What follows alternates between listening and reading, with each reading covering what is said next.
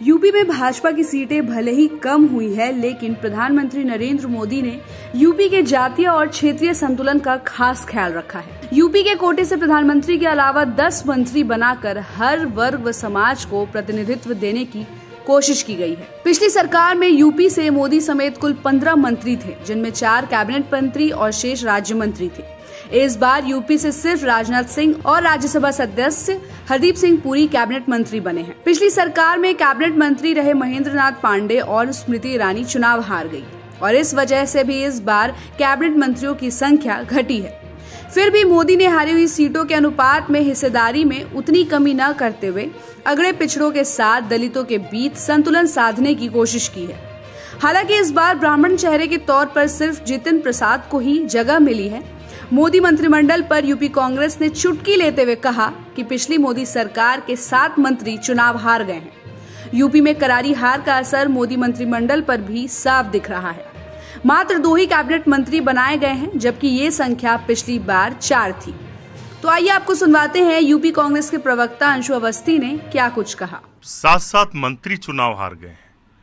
इसी से अंदाजा लगाया जा सकता है कि जनता के मन में भाजपा सरकार के खिलाफ और प्रधानमंत्री नरेंद्र मोदी के खिलाफ कितनी बड़ी नाराजगी है। जिस बनारस में उनके जीतने का क्रम 3 लाख वोटों से ज्यादा था पिछली बार, इस बार तो वो हारते हारते बचे हैं। जनता ने बस किसी तरीके से वो जीत गए हैं, क्योंकि जो जनता से वादे किए, चाहे 2014 में हो 2019 में, पूरे नहीं किए। नौजवान अलग परेशान है। 30 लाख सरकार है। अग्निवीर जैसी योजना लेकर आ गए। 22 साल के नौजवान को रिटायर करके घर भेजा जाएगा और 73 साल के प्रधानमंत्री जी कहते हैं हमें और मौका चाहिए, तीसरी बार मौका चाहिए। दलितों पर अत्याचार होता रहा। मंत्री सिर्फ और सिर्फ एसी में बैठकर भाषणबाजी करते रहे, जनता को चिढ़ाते रहे। तो ये गुस्सा है और इसी वजह से मुझे लगता है कि इस बार जो मंत्री हैं, जो 4 कैबिनेट थे उत्तर प्रदेश से, उनको 2 किया गया है।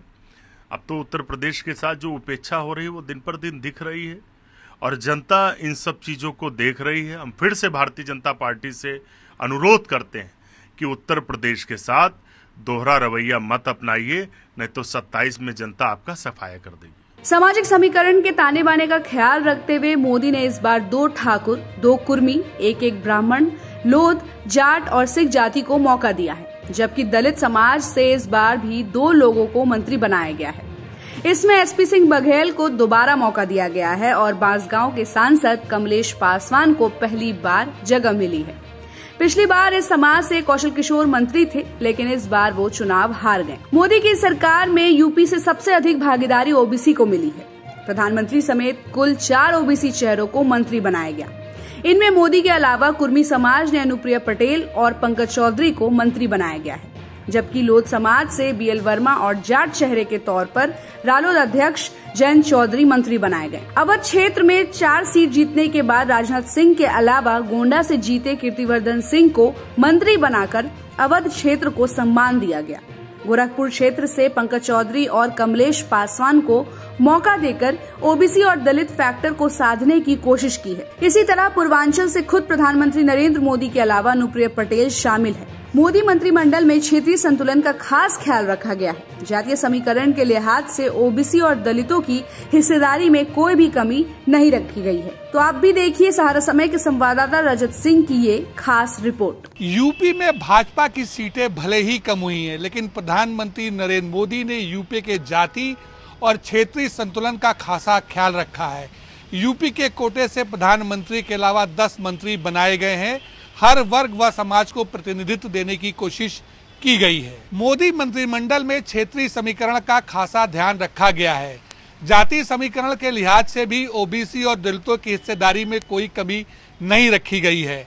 सहारा समय के लिए लखनऊ से कैमरामैन रजनीश कुमार के साथ रजत सिन्हा। और ऐसे ही खबरों के लिए आप देखते रहिए सहारा समय का डिजिटल प्लेटफॉर्म। हमारे चैनल को लाइक और सब्सक्राइब करना बिल्कुल भी मत भूलिएगा।